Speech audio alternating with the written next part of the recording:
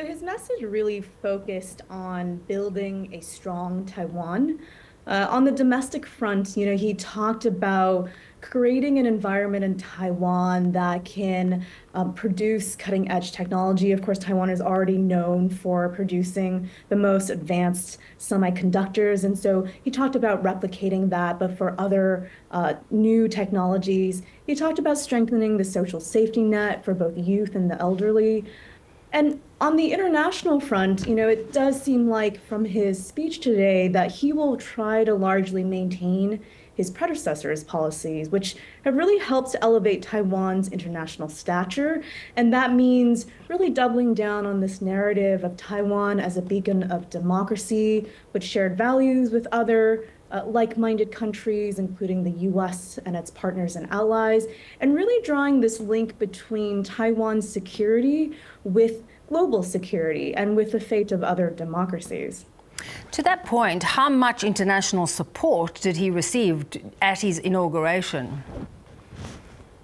Yeah, well, I mean, Taiwan doesn't exactly have the greatest number of diplomatic allies in the world, but those who are diplomatic allies did turn out in force. We saw a number of heads of states come out and attend Lai's inauguration. And of course, in the last 8 years under the last president, we've seen just a really unprecedented amount of attention, international attention given to Taiwan. I think the challenge for Lai is really how is he going to seize this moment when Taiwan remains in the spotlight, and how he's going to convert that into something more institutionalized and more enduring. Of course, right now the world cares about Taiwan, but of course things can change in the larger environment. We have wars in the Middle East and Europe that can easily move the attention away from Taiwan. What did you make of his call for talks and not confrontation with China? Well, his message on the cross-strait situation projected strength. On the one hand, he said he was open to resuming tourism between China and Taiwan and the exchange of students. But he also made it clear that he was only interested in dialogue and exchange on Taiwan's terms, not China's. So his message wasn't particularly conciliatory. The two sides, it seems, their positions remain quite far apart. Yeah, and that's, to your point, China does not seem to, there's no sign China's going to back away from its claims and ambitions around Taiwan. Yeah, that's right. So, even if we saw group tourism and exchanges of students resume, which, could possibly happen and would be a positive step in the right direction, it would essentially help improve the overall atmosphere.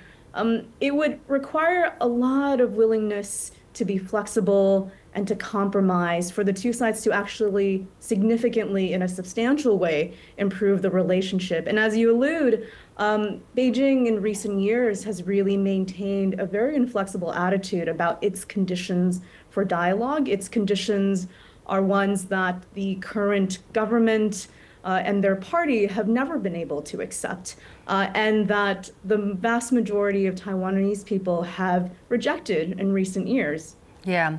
It is interesting to note, though, that his party has lost its majority. How much of a delicate balancing act is that going to be for him in terms of, how ambitious he is and how much he takes this confrontation up to China? Yeah, so Lai is really going to be facing a lot of domestic pressure. The opposition parties hold the majority in the legislature and have in recent days, in fact, tried to push through a bill aimed at granting the legislature considerably more oversight power over the executive branch. And this actually devolved into a physical brawl, and subsequently we've seen protests. So Lai will really have to figure out how to deal with the opposition. If he doesn't manage the situation well, he'll be quite limited in what he can do, not just on cross-strait relations, but in pushing his domestic agenda, which is really what he hopes to do. And as you say, this is, of course, a sign of continuing divisions in Taiwan society, which is only going to weaken Taiwan in the way it manages the threat from China. Yeah. Good to speak to you, Amanda. Thanks so much for your time. Thank you.